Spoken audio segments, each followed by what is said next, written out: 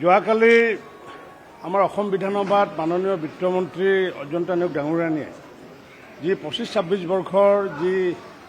Budget উত্থাপন কৰিছে আৰু সেই বাজেট মই দেখিছোঁ যে সৰ্বস্পৰ্শী সৰ্বব্যাপী বাজেট হৈছে আৰু হৃদয়স্পৰ্শী বাজেটো হৈছে কাৰণ কিয় বিভিন্ন দিশ সামৰি লোৱাৰ লগতে হৃদয়স্পৰ্শী এইকাৰণে কৈছোঁ বা মাননীয় মই মুখ্যমন্ত্ৰী ডক্টৰ হিমন্ত বিশ্ব শৰ্মা ডাঙৰীয়াক আৰু বিত্তমন্ত্ৰী ডাঙৰীয়ানীক মই আন্তৰিক ধন্যবাদ জনাইছোঁ যে প্ৰথমবাৰৰ বাবে মহাপুৰুষ শ্ৰীমন্ত শংকৰদেৱৰ যি মহাপুৰাণৰ স্থান কোচবিহাৰৰ যি মধুপুৰ সত্ৰ আৰু সেই কোচবিহাৰৰ মধুপুৰ সত্ৰত ৫০ কোটি টকা ব্যয় সাপেক্ষে সেই মধুপুৰ সত্ৰৰ সংৰক্ষণ বা সংবৰ্ধন কৰাৰ যি প্ৰস্তাৱ উত্থাপন কৰিছে তাৰ কাৰণে মই আন্তৰিক ধন্যবাদ জনাইছোঁ। ইতিমধ্যে অসম দৰ্শনৰ জৰিয়তে যিসমূহ সত্ৰই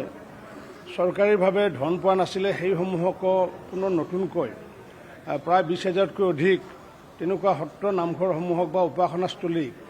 পুনৰ ১.৫ লাখকৈ দুটা কিস্তিত ৩ লাখ টকা দিয়াৰ কাৰণে যি সিদ্ধান্ত গ্ৰহণ কৰিছে তাৰ কাৰণে মই ধন্যবাদ জনাইছোঁ আৰু অতিকৈ ধন্যবাদ জনাইছোঁ যিটো নেকি সমগ্ৰ অসমীয়াৰ বা অসমবাসীৰ দাবী আছিলে, অনুৰোধ আছিলে আৰু সেই দাবী অনুৰোধ ময়ো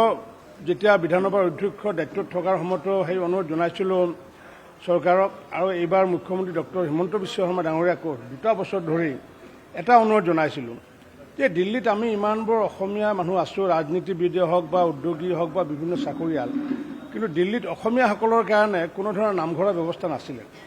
এই বিষয়টো লৈ মই মাননীয় মুখ্যমন্ত্ৰী ডক্টৰ হিমন্ত বিশ্ব শৰ্মা ডাঙৰীয়াক মই আবেদন জনাইছিলোঁ যিহেতু মই সত্ৰ সংস্কৃতিৰ পৰিয়ালৰ এগৰাকী ব্যক্তি আৰু এতিয়া দেখিছোঁ বাজেটত মাননীয় মুখ্যমন্ত্ৰী ডাঙৰীয়াই দিল্লীত নিৰ্মাণ হ'বলগীয়া যি চতুৰ্থটো অসম ভৱনৰ লগত নামঘৰো প্ৰতিষ্ঠা কৰাৰ কাৰণে সিদ্ধান্ত গ্ৰহণ কৰিছে। অকল দিল্লীতে নহয়, মই এটা বিচাৰিছিলোঁ, অকল দিল্লীত বিচাৰিছিলোঁ, কিন্তু মাননীয় মুখ্যমন্ত্ৰী ডাঙৰীয়াই অতিৰিক্তভাৱে মুম্বাইৰ যি দ্বিতীয় অসম ভৱন সেই অসম ভৱনতো এটা নতুনকৈ সত্ৰ স্থাপন কৰি সৰ্বমুঠ অসমৰ বাহিৰত দুটাকৈ নতুন যি নামঘৰ বা সত্ৰ স্থাপন কৰাৰ যি সিদ্ধান্ত লৈছে এইটো এটা সিদ্ধান্ত, অভিলাষী সিদ্ধান্ত। সমগ্ৰ অসমীয়াসকলে, অসমবাসীসকলে ধন্যবাদ জনাইছে মাননীয় মুখ্যমন্ত্ৰী ডাঙৰীয়াক, বিত্তমন্ত্ৰী ডাঙৰীয়ানীক আৰু ময়ো সত্ৰ সংস্কৃতিৰ পৰিয়াল হিচাপে ইমান দিনে যিটো কাম আমি অসমীয়াসকলে কৰিব পৰা নাই সেই কামটো মাননীয় মুখ্যমন্ত্ৰী ডক্টৰ হিমন্ত বিশ্ব শৰ্মা ডাঙৰীয়াৰ নেতৃত্বত নতুনকৈ মুম্বাই আৰু দিল্লীত নামঘৰ প্ৰতিষ্ঠা কৰাৰ যি খবৰ সমগ্ৰ অসমবাসীৰ লগতে মোৰ বাবে এই বাজেটখন হৃদয়স্পৰ্শী হৈছে।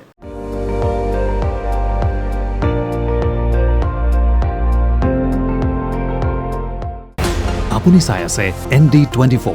সৰ্বশ্ৰেষ্ঠ নহয় সৰ্বোত্তমৰ দৌৰ।